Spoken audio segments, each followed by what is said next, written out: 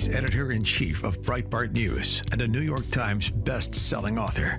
And on this podcast, he brings deep research, prescient analysis, and world-class guests. He's Alex Marlow, and this is The Alex Marlow Show.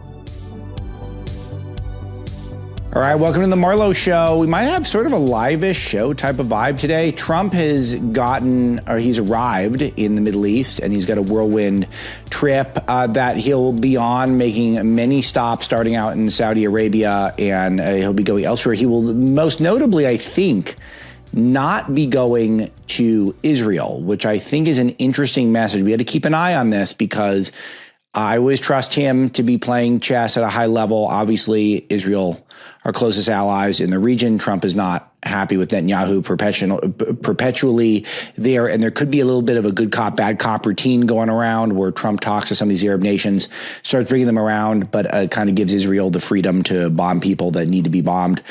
That's usually where my head goes on these things, but we're going to keep an eye on it. So I don't know what's happening there. But he's already announced that the White House is has a $600 billion Saudi investment coming our way.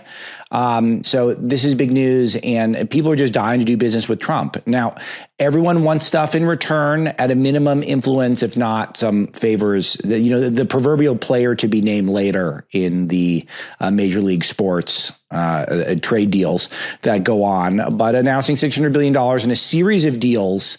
And Trump's also announced in a speech that he's going to order the cessation of sanctions against Syria, which is, war-torn, very troubled region. And I got to admit, I don't totally have his logic on that, but I'm sure that there's something that he feels like he'll be able to get in return. And I have no doubt he's going to get quite a bit. But he definitely has this approach, and this goes back to his first administration, that if he brings economic prosperity and can foster economic cooperation throughout the region, that's going to bring global peace and will be an amazing part of Trump's legacy. And Trump is uniquely positioned to do this as a businessman, as a negotiator, and as someone who is not bought and paid for by the war industry like so many Republicans and, to be frank, so many Democrats. So Trump's got a great opportunity there, and it kind of worked. The Abraham Accords, that's what it was about. I've explained this before, so if you are new here, really all the Abraham Accords was the United States going overseas and with our checkbook and saying, what do you need in order to have normalized relations with Israel and thus peace in the region? It was a brilliant strategy, and there's no reason not to resume doing that again. He's invited Saudi Arabia to the Abraham Accords today, and he says they can come on their own time, but that would be a massive win. So I like the idea of trying to ramp up the amount of people who are, or the amount of nations that are in the Abraham Accords. But we'll have a lot of coverage for you through at Breitbart.com. It moves very fast. Trump's getting the purple carpet treatment. He's immediately was ushered on the purple carpet from Air Force One into a VIP lounge for a coffee break with some Saudi Arabian coffee. I don't think Trump's a coffee drinker. He really does crush those Diet Cokes, though. He puts them down. His preferred Diet Coke, I guess the format, it would be a way to do it, is he likes the small bottles of the Diet Coke. Not my favorite. Now, I got a big hierarchy. For me, it's the fountain. That's number one. And then I think number two is a crispy can, just like a real fresh can. Though I guess maybe inconsistent. And then I like a plastic bottle for nostalgia's purpose. I don't think the soda's as good in the plastic bottle, but nostalgia, there's nothing better than coming off a golf course or coming off the baseball game and then hitting the 7-Eleven, the AM PM, and getting the 20-ounce plastic bottle Diet Coke. That was a great childhood memory. But Trump likes the little bottles of Diet Coke. So that's where he's at. But for me, it's fountain until I die. In fact, after the show today, I'll probably have to go on a soda fountain run, because that's Mrs. Dr. Marlow's elixir, her tonic in the middle of the day, treating cancer patients. So anyway, it's an important conversation, guys. You got to learn all about the Diet Coke formats because people feel very strongly about these things. Trump certainly does. All right, I got a lot of footage. Speaking of sort of silly consumer products, the Saudi Arabians had some sort of a McDonald's pop-up, McDonald's specifically for Trump. We got some footage of this. Check this out.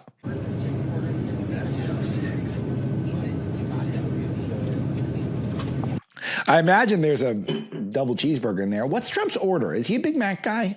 and he likes a filet of fish. Never had the filet of fish. I like the idea of it. I just don't. I'm not a big American cheese guy, so that's already strike one. And I'm not a big mayonnaise guy. And in fact, I strongly dislike mayonnaise. And the more plastic, the worse. So if I was ever going to get something, maybe I'll dunk a fry in a aioli or something at a restaurant, even though I typically don't. But I might try it.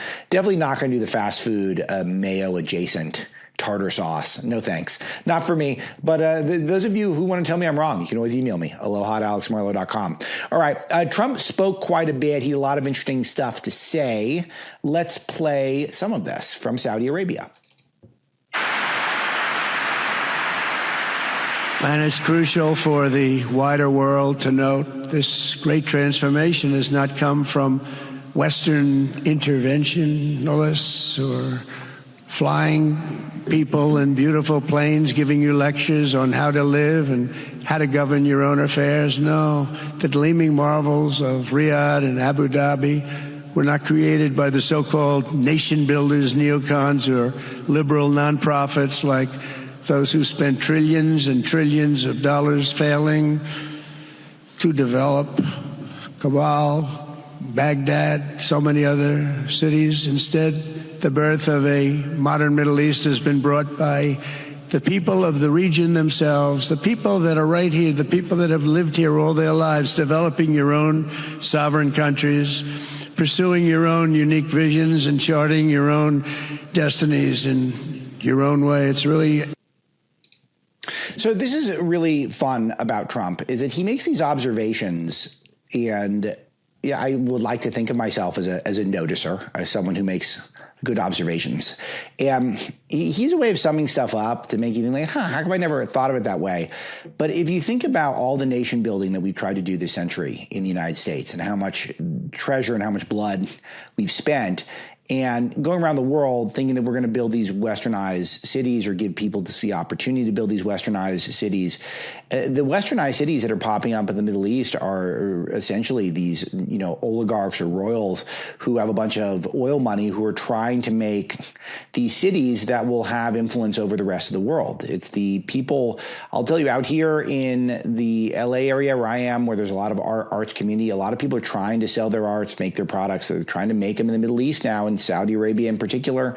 I've been to Abu Dhabi, the very developed city. A lot of it it's almost a maximalist version of the West. A lot of it, they've taken a lot of the things that we like about the West and they actually have amped them up to a degree that we don't have here. And in the meantime, what are we doing here? We're just building generic buildings with no beauty, with no, they're not impressive to look at. They're not even that functional. They go bad after a couple of decades. They're not built to last for hundreds of years. And they're not great to look at. They're not moving they're not pushing the envelope. They're not moving society forward. And if you look at the places where we've tried to do the nation building in the Middle East, that it's all failed. Every single one of them, there's not one exception.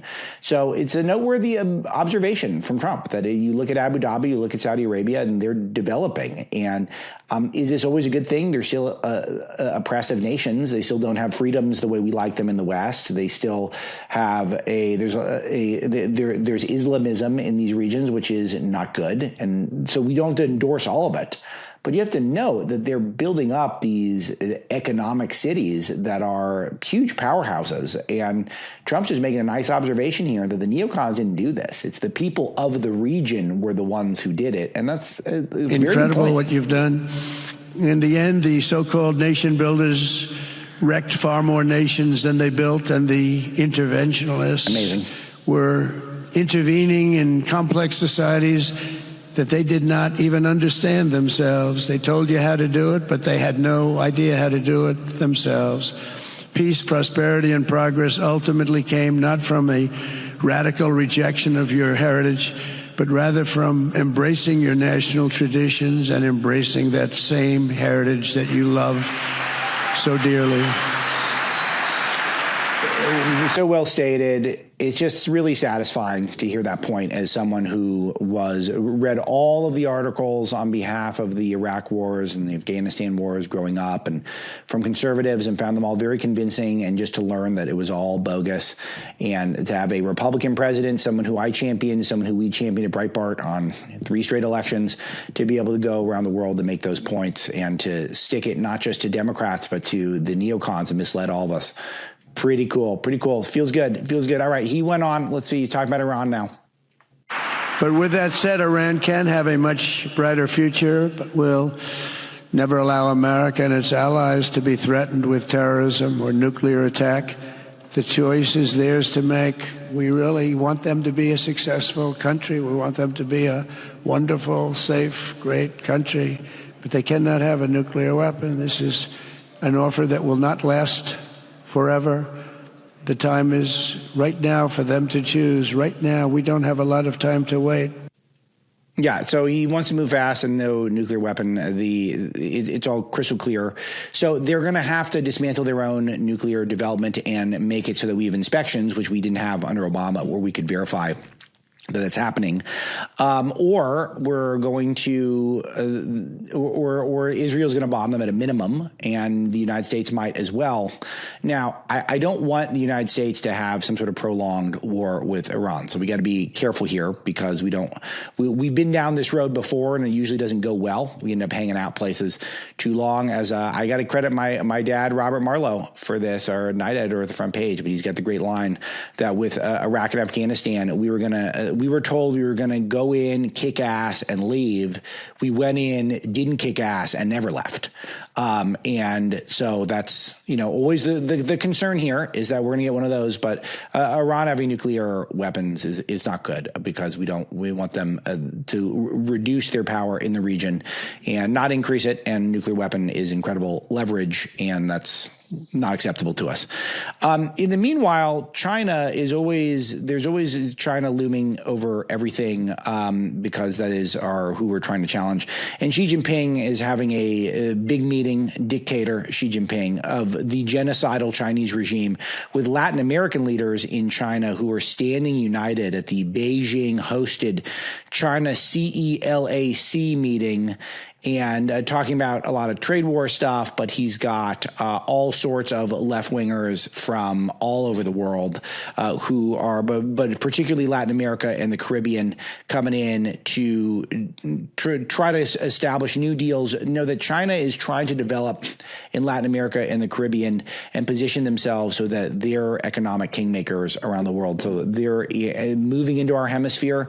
They absolutely believe that pursuing the Belt and Road debt trap diplomacy, as well as the Health Silk Road, so many other maneuvers they're making. They want to rebuild war-torn regions.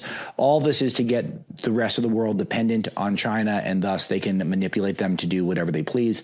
And so while Trump is trying to court new allies in the Middle East, China is doing the same thing in Latin America, bringing their leaders to China. So got to keep an eye on it. And I think our chess moves are better right now, but their chess moves are not horrible. They got a few. So noteworthy that's what they're up to. A couple other international things to bring up. The first Afrikaner refugees are due to arrive, or I guess they have arrived in the United States. And this is I'm looking at an older headline that I pulled for context. And no, they're here. So, all right, let's talk about gold for a second. You guys have seen what's happening this year. It's up over 25%. It broke past 3,300. It's at 3,250 right now.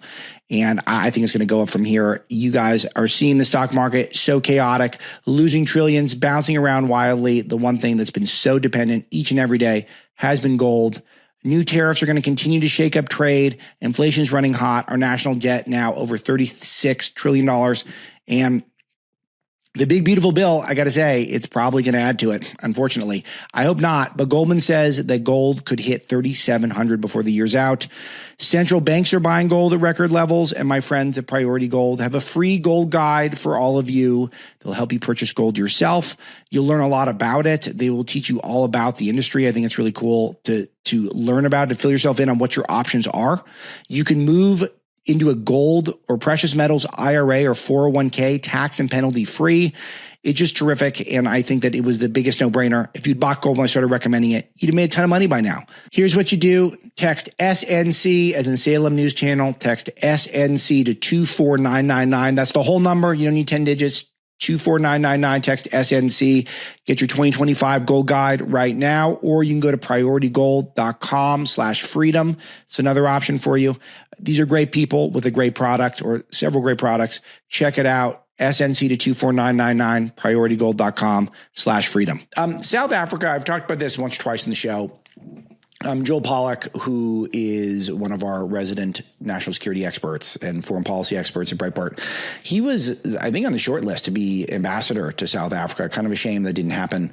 But he is great for me because he's still here at Breitbart. But he writes great histories on this stuff. But what's happened is the regime in South Africa now is trying to take away a lot of these farmers and are persecuting them. They're genociding them in many cases. And it happens that a lot of these farmers are Afrikaans or Afrikaners, which is a group of people that are largely white and the descendant of Dutch colonialists, as well as 16th century French Huguenots. So they had fled for religious persecution. They'd settled in South Africa, and they've had a long history of various types of oppression that's taken place. But since the majority rule now is incredibly hostile. They're trying to take back their land. They don't frame it as a race issue. They don't frame it as a white genocide. They frame it as they're just a communist basically taking over the farmland so they can have it for their own purposes. But it is effectually a white genocide and white land confiscation from white South African Afrikaners. So it is absolutely racial discrimination in some cases because we know that a lot of the policies within the country are sort of, if you want to use the left language, affirmative action, but it's really race-based preferences for blacks and not for whites. So this is a legit reason to have a refugee program. These are actual refugees, not just the people who are coming in from south of our border who would like a better economic life for their families. These are real people who are being discriminated against for their skin tone or for just having private property or both in many cases. Some of them are violent. There's a lot of violence that is perpetrated against these farmers. So this is a perfect reason to have a refugee program. So it is not supposed to be about poverty. It's not supposed to be about economic strife. It's supposed to be about people who are actually being oppressed. And do they have an easy way out to get anywhere else? They don't. This is a good option, and it's only a few dozen, but a huge, huge outpouring of support for a lot of these people. We've got some good footage of it for you at Breitbart, but a good development. And I'll tell you, wildly popular online. Our coverage of this was the most popular content in the entire world on Facebook yesterday. So Trump's reporters for refusing to write about the genocide that's going on in South Africa. He had a pretty amazing quote. He said, "It's a genocide that's taking place that you people don't want to write about," he said in a press conference. "White farmers being brutally killed, their land is being confiscated, and the newspapers and the media and the television media doesn't even talk about it." And he's right about this stuff. So it's great. Another easy win for Trump, I think, and one that I think I don't think anyone else would have the balls to do this, and he does. So, which is exactly why the Democrats feel the need to impeach him. Sri Tanadar was out there at the Congress spelling out the need to impeach Trump for all of Trump's high crimes and misdemeanors. So this is going to go away very fast. I think he does not have. I think it's pretty clear the Congress is not actively pursuing impeachment, but a lot of these Democrats, particularly dumb ones, particularly the ones who are part of the clown caucus, who got elected and they don't really know what to do and they're not smart enough to come up with anything that takes any skill or strategy. So all they can do is complain. And I guess he feels like trying to bring an impeachment is peak complaining. So here we go. We got a little audio for you. Check this out.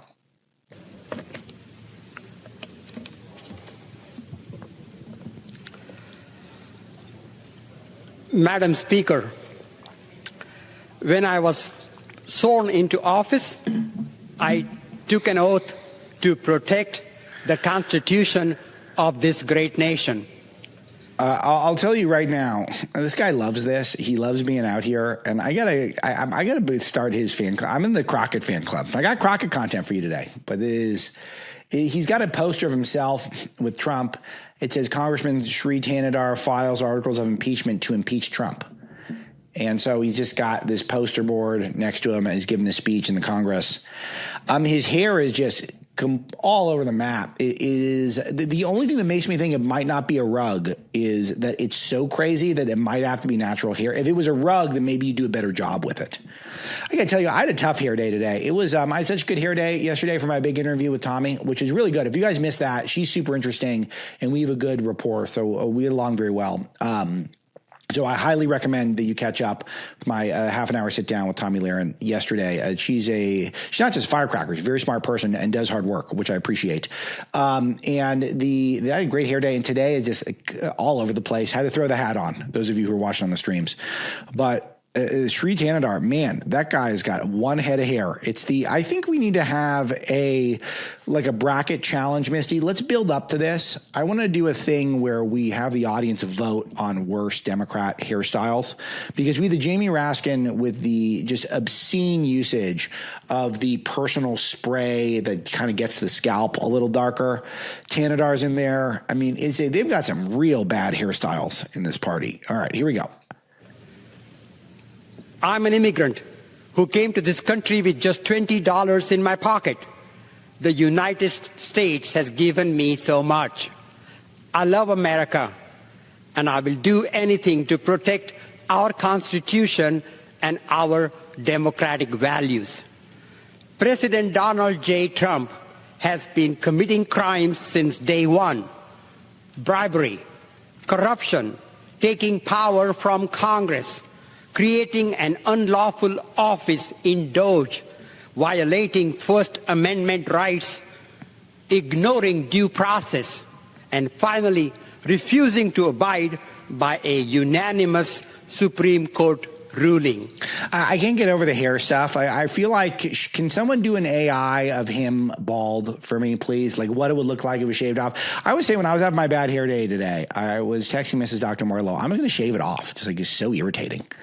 I don't want to do this much work on my hair, a podcast. I want to talk about the news with my peeps. How's this about here? But anyway, he's not actually citing anything that's a high crime or misdemeanor. It's not creating DOJ was fine. We have courts for this stuff. We have courts that tell us whether or not these things are illegal. And when they've told us things are illegal, Trump's abided by every single decision. He hasn't defied one court order. So this guy is very lost, and that's why he doesn't have any support on this. He just doesn't know what to do. He wants to push back and doesn't know what to do. Let's play a little bit more. Just as I stand here in the House of Representatives, Mr. Trump is traveling to Middle East to accept a gift worth of $400 million from a foreign government. I have spoken with Americans all over the country. They ask me, what will you do as President Trump continues his unconstitutional activities? Well, Madam Speaker, I rise today to hold this president accountable. The fact of the matter is the president has committed crime after crime.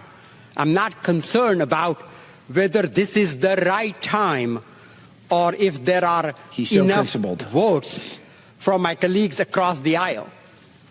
I rise today to do my duty and uphold my oath to protect the Constitution. The effort is not about partisanship. It's about principles.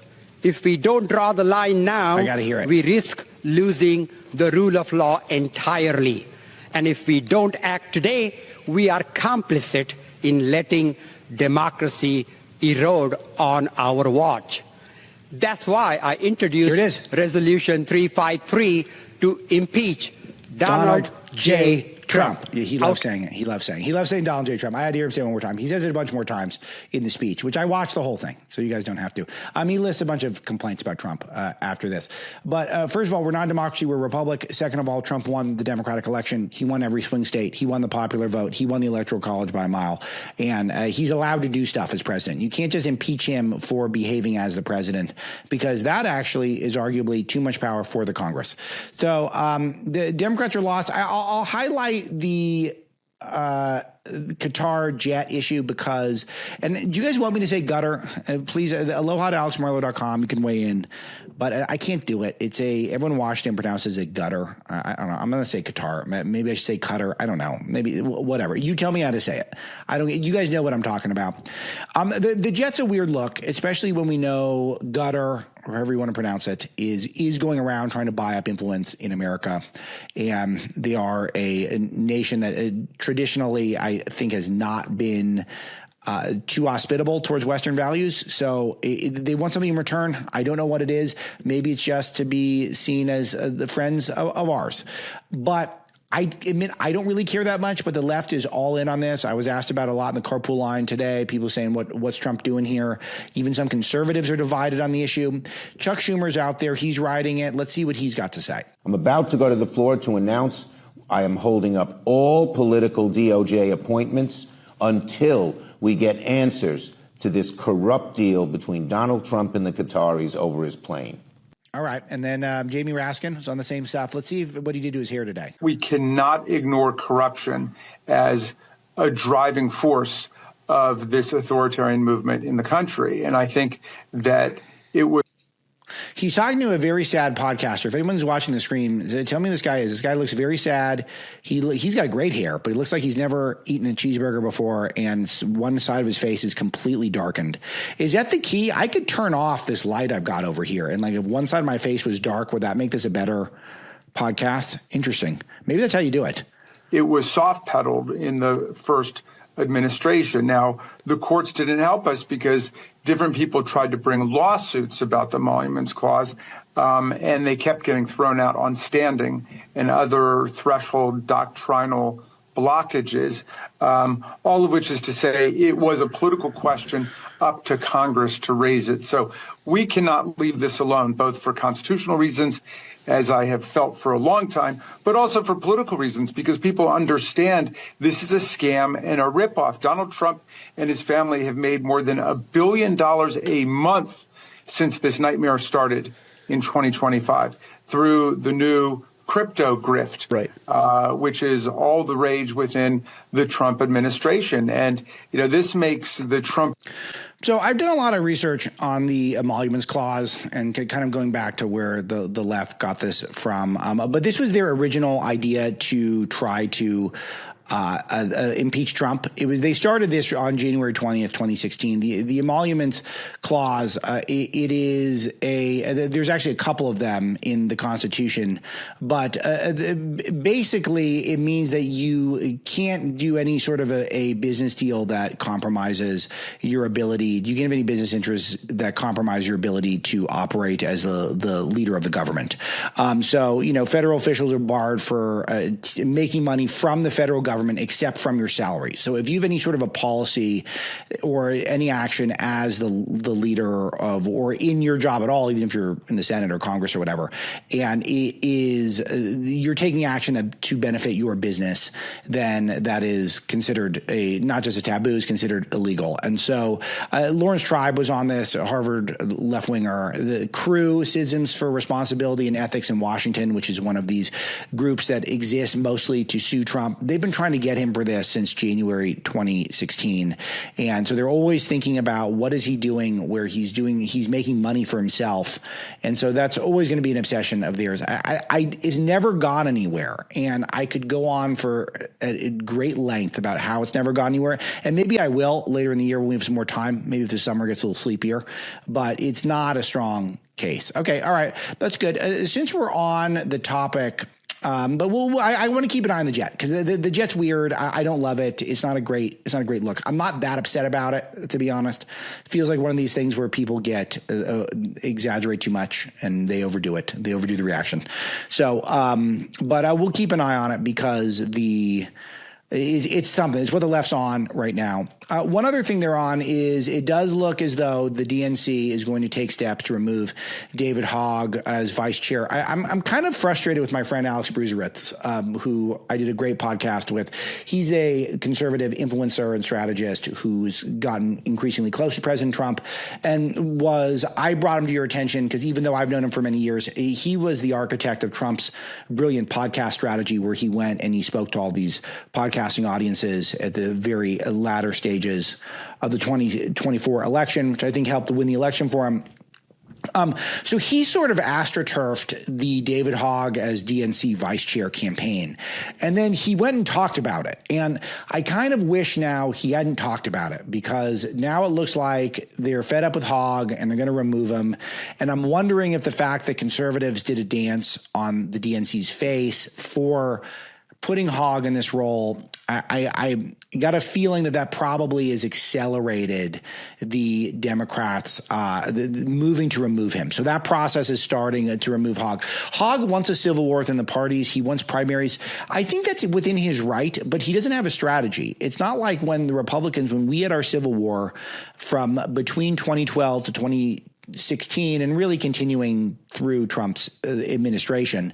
But during our civil war, there was some real differences that were fundamental material differences, things that you could spell out on paper between the Republican establishment and the Donald Trump MAGA wing. The Republican establishment was for basically unlimited defense spending and the enrichment of the consulting class in Washington, D.C. via these complicated deals with defense contractors that would go on forever, and that would encourage us to use the materials that we'd made in foreign wars that went on forever, and so that those businesses could benefit, board seats would open up. We hated all that stuff. The forever war, that was a really big deal. Trade, the allegiance to NAFTA, for example, that the free trade myth that the Republican establishment perpetrated, and also the belief that immigration was not a top tier issue. I think Republicans, if you cornered them, they'd say it's not great that the border's open, but they were very happy to let the border be open so that cheap labor would be imported in the country, not to mention not taking China seriously. Again, if you corner them, they might say that they regarded China as a problem. The Republican establishment was very content just to get cheap goods from China, never stand up to them. These were fundamental differences between the Trump wing of the party and the wing that was sort of embodied by the Bushes and the National Reviews of yesteryear. That's what that was about. And we had to fight it out, and our side won. And the Democrats, they don't have that fundamental dividing line. They don't have those issues, the America First issues versus the globalist establishment issues that we fought through. So what does a DNC civil war look like? This is the question I've been trying to ask. Hogg doesn't have an answer. He just wants there to be a civil war. So DNC is a mess, and they're apparently going to remove Hogg. It's very sad for me. I wish Hogg was still there. And I've got to take my friend Alex to the woodshed for talking about it. He probably shouldn't have.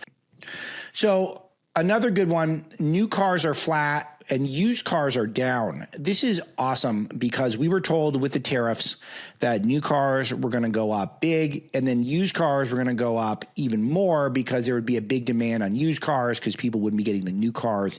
None of that's happening. So more tariff doom and gloom from the establishment media not coming through. Kidflation. This is big for me. Ice cream, hot dogs, kids' shoes, bicycles, cereal prices are all down. And this comes at a very nice time because my kids keep getting older. I have a big conversation about this with John Carney on our Breitbart Fight Club show, or Breitbart Confidential, that I do every day, just talking about how I'm just getting completely hosed on the ice cream and on the Happy Meals and stuff like that. And it is nice to get a little respite because as my kids grow, they keep consuming more food. Believe it or not, that's how it works. And I used to get away with getting one kid's meal for the group, and then it's up to 2, and then it's up to 3, and soon it's going to be 4. And just, I really appreciate the tariffs not raising prices there. Not to say that would have been expected, but it's still nice heading into summer. Ice cream prices not going up. I appreciate it. So, and then this China deal that's on the horizon, we don't, very early in the process, we don't have a lot of details. I'm trying to stay up on it with you, but whatever is going on, we're not seeing any sort of major evidence that prices are going up, despite all the fear mongering. The tariffs are going to mean higher prices across the board. One thing we're looking at now is the big, beautiful bill. Ron Johnson, one of our favorite senators, is out there saying that the big, beautiful bill is not cutting barely at all. There's almost no cuts in it. And that's I'm investigating on our own, but it is really going to have a hard time passing, I think, with all the Republican support necessary if there aren't enough cuts, because a lot of Republicans are going to want to see cuts. So we'll have to see how that goes. But they're going to have to come up with some method to come up with more cuts, I think, as this thing develops. And as of now, the early reports, and it's very hard to calculate this stuff, especially with the back of the napkin math, but the big, beautiful bill is going to cost $3.7 trillion. It's a lot. It's a lot of money. So we'll have to see how that goes. The media is broken. For decades, big cable and legacy media have filtered information to hide the truth. But thanks to podcasts and new media like this show, the truth can break through, providing voices and views the legacy outlets block from the air. But big cable still has one major way to control information, and that's access. They do this by limiting access to something called spectrum, the invisible airwaves that power affordable wireless internet, and by forcing you into their bundles, keeping independent media out of reach. Trump and Republicans in Congress have a chance to do something big here by making more spectrum available and breaking big cable's stranglehold on information. So there's a couple things you could do to find out more. You can go to endthecableopoly.org. That's endthecableopoly.org for more information about how to make more spectrum available. And if you're convinced, you should call your senators and your members of Congress and say, hey, why don't you work with President Trump and try to make more spectrum available? So endthecableopoly.org to find more. A lot of the discussion right now is hinging on the SALT deduction cap. So I think it was previously $10,000. SALT is state and local tax deduction. And it used to be, I think, at $10,000. There's discussion of raising it to $30,000, which would benefit most taxpayers, and especially for those making $400,000 or less who would qualify for this. And this is something interesting because it's also sort of a gift to states that charge their citizens more because you could just write off more of that taxation. And in some places where, there's not much income tax or low income tax, then that would be, it's sort of a kickback to some of the higher tax states in a way. But a lot of people want that because it does alleviate a lot of the burden that's placed on consumers and on citizens, which is good. So I'm for any tax cut possible. But there's a lot of debate amongst Republicans. One New York Republican, Congressman Nick LaLota, said the bill is dead already. So it's he's on, and he's saying he was insulted by how Ways and Means Chair Jason Smith presented a proposal for the SALT tax again. So a big debate going on, and we'll keep you posted at Breitbart.com. In the meantime, we're trying to still look for places to cut. Russ Vought is going to take over mostly from DOGE, and apparently he's moving his focus to the military. So he's going to look for military cuts as well. And I think that's great. I think obviously our defense spending can be more efficient than it is now. I think a lot of it's going to be waste. We need to have the biggest, bestest military in the world. But I think we can do so in a way that is not wasteful. And I can guarantee you that to this point, we've been wasteful in a lot of ways. All right, good news, though, on the military front. The Pentagon is immediately halting gender transition procedures for transgender troops. So that's good. I can't believe they're still going on, but apparently they're over, and that's great news. And just one of those surreal legacies of the Biden administration that he allowed for that. Biden's back in the news quite a bit today because that book has finally come out that announced that there is a massive cover-up of his decline, which is still surreal to me. Every time I see one of these headlines, according to this book, the Biden aides had a secret plan to get him in a wheelchair.